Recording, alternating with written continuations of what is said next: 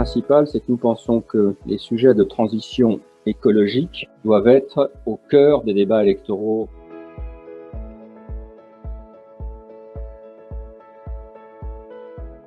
L'axe biodiversité reste toujours un peu le parent pauvre, on ne sait pas par quel bout le prendre.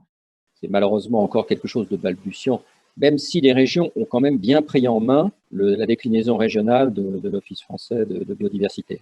Dans la séquence éviter, réduire, compenser, la séquence évitement est toujours elle-même évitée d'ailleurs. Le grand thème du Grenelle était la trame verte et bleue. Ce sujet, personne n'en fait l'état de mise en œuvre. Si on faisait un diagnostic précis, si on demandait un diagnostic précis aux régions sur ces sujets, on s'apercevrait que malheureusement, le résultat n'est pas très glorieux.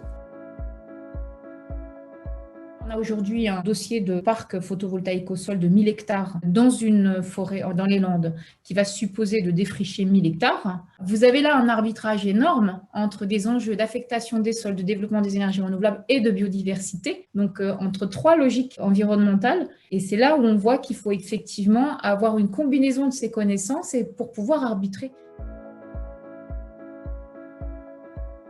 Dire que la forêt va stocker du carbone, c'est très bien. En revanche, si entre-temps elle a crevé parce que le changement climatique a fait que tous les arbres sont morts, le stockage du carbone va en prendre un coup. Savoir comment s'articulent l'atténuation et l'adaptation. Je me demande comment ça peut se passer et comment est-ce qu'on peut faire en sorte que ces élections régionales puissent être le moyen de donner une nouvelle dynamique aux politiques de biodiversité, mais en même temps, on n'assiste pas à du mitage, ou en tout cas à de l'hétérogénéité croissante en fonction des majorités qui seront au pouvoir et en fonction des propositions qui seront portées. Il faut qu'il y ait des dynamiques qui soient au fond interrégionales parce que les limites administratives et politiques ne coïncident pas avec les objectifs en matière de biodiversité ou tout simplement la dotation des territoires, etc.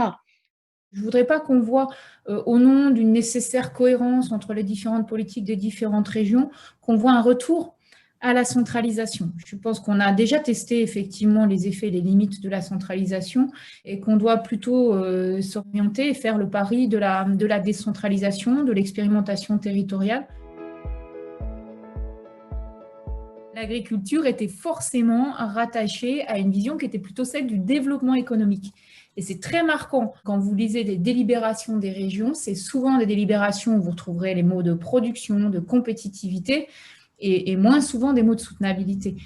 Le bio sans proximité pose quand même des problèmes assez considérables. Et la proximité sans le bio, c'est une perte de chance.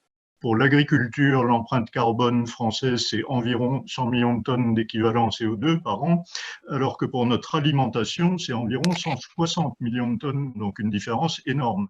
On n'insistera jamais assez sur les légumineuses et sur la nécessité de développer cette filière. Les régions sont aujourd'hui autorités de gestion pour le deuxième pilier de la PAC. Ça représente en gros 2 milliards d'euros par an, donc c'est quand même pas complètement ridicule.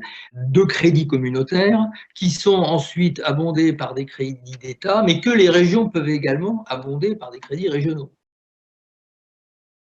On a raison d'être ambitieux. Je trouve que les objectifs qui sont fixés sont sur des pas de temps très courts. Il y a un effort à faire assez important de meilleure articulation entre ce qui peut se faire dans les cantines scolaires des lycées et l'organisation de circuits courts agricoles sur le territoire. Il faut vraiment que la transition écologique, ce ne soit pas effectivement l'espèce de petite cerise sur le gâteau. Quand on a fait le reste, il nous reste de l'argent. C'est vraiment l'axe transversal par lequel toutes les politiques de la région doivent être jugées et évaluées. Toutes les décisions doivent prouver qu'elles ont un impact positif par rapport aux objectifs de transition écologique.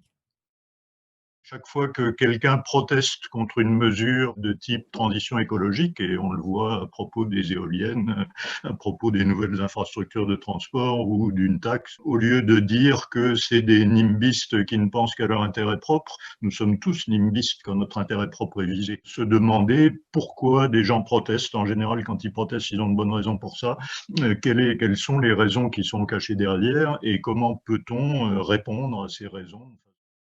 Il faut faire confiance au territoire, il faut faire confiance aux régions, dans la mesure où c'est un échelon de proximité forte avec le public et donc de redevabilité importante et directe avec le public.